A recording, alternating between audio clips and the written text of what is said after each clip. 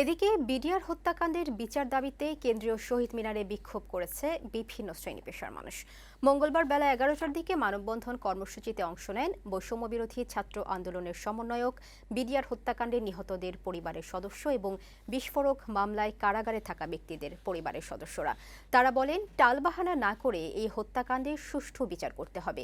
এ ঘটনার পুনঃতদন্তে নতুন যে কমিটি গঠন করা হচ্ছে তা যেন দ্রুত সময়ের মধ্যে কাজ শেষ করে বিচার নিশ্চিত করে সে দাবিও জানান বক্তারা।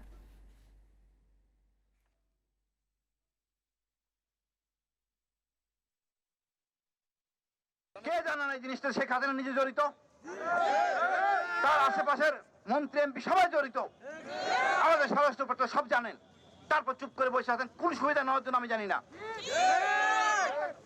উনি আমাদেরকে অপমানিত করেছেন, সেনাবাহিনী সদস্যদের, বিডিআর সদস্যদের, ক্ষতিগ্রস্ত সেনা অফিসার সদস্যদের উনি বিতর্কিত করে ফেলেছেন।